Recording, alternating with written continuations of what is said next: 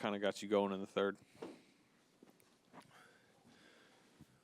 Just got some clean looks and then understood what they were trying to do defensively and taking advantage of switches. And then we played great defense for most of that quarter, which gave us some transition opportunities too, and I was able to run. Beat the defense where they get set up, so that usually plays into our hands. Thankfully, shots went in and gave us a lot of momentum, and that group that started the fourth did a great job to capitalize and hold them to 18 in the fourth. No matter how many points you score, you're going to win a lot of games that way. This is the third time in the past couple of weeks that Draymond has either gotten ejected or kind of left a game early, and you guys played really well after each three. How do you kind of square that? We won the game. That's all we care about. That's all he cares about. I know he'd rather be out there. I don't know what he said to the ref, but I didn't think it was, or the consensus in the locker room was it wasn't enough to get thrown out.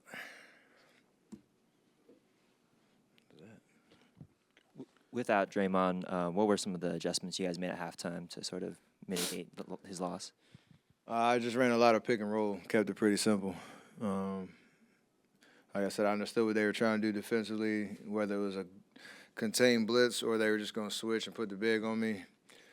And you're able to kind of have a predictable offense that way. It was less chaos, off-ball action with me. So necessary adjustment with him out. Steph, we know what Melton can do defensively, but how nice was it to see his three-point shot going early as well? We know he can shoot, and there's no worry about that. You realize how much time he's had off in his injury, so it's a matter of time for him to get his rhythm. And the one thing about him, he's gonna keep shooting. That's the best part of a guy that understands who he is, what he can do, and don't let misses linger in your head. You just keep shooting. Personally, do you like the look-away three or the logo three more? They're both great. They're both great. Steph, you and your dad passed the Shazes officially tonight for most games. Who? The Shazes, Dolph and Danny. Oh, yeah. I heard what you said. Just keep going. What does that one mean to you out of the things that you've accomplished already?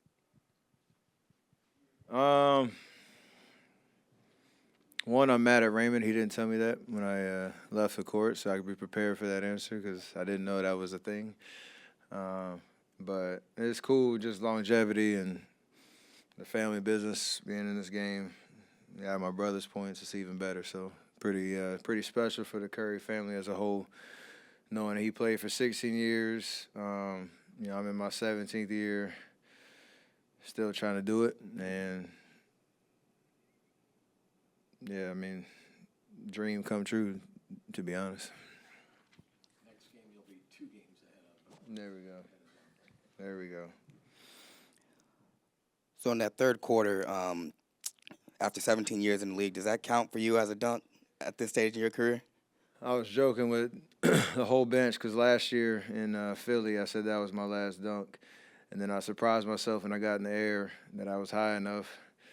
And then I made my mind up at the end. I was going to try to turn it over. So I'm going to count it just because who knows how many chances I get. But I have to ask the locker room if they agree with me or not.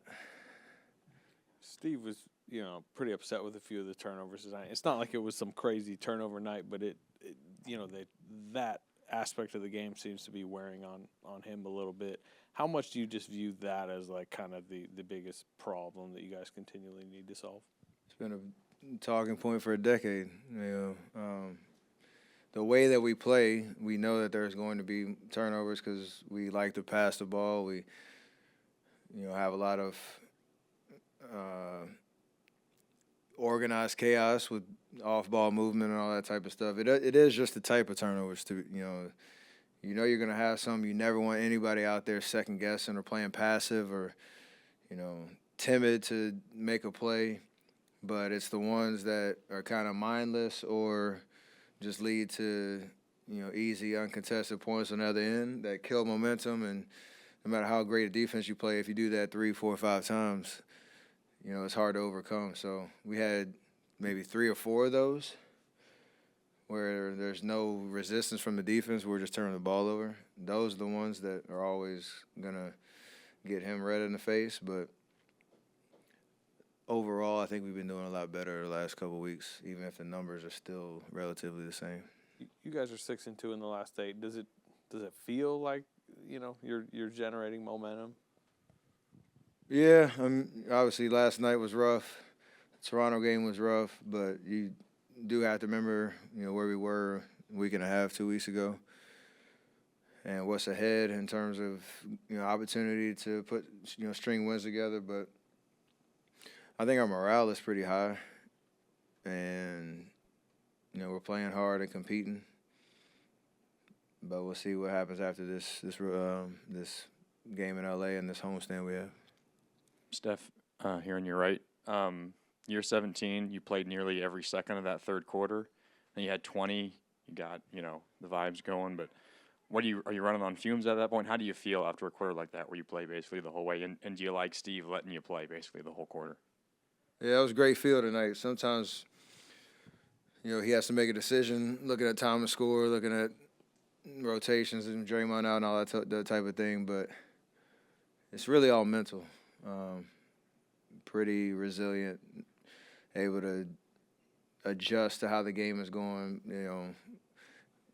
Even though you're giving everything you got, you can still pace yourself, recover during timeouts, all that type of stuff. So I never really worry about it too much. I do love to keep going if I got a hot hand. That's what every player wants, especially if you got a rhythm like that. So and then managing the game in the fourth quarter, knowing that they were going to try to take me out of it, but just playing under control, finish the game, and I knew I did enough in the third to get us to the win.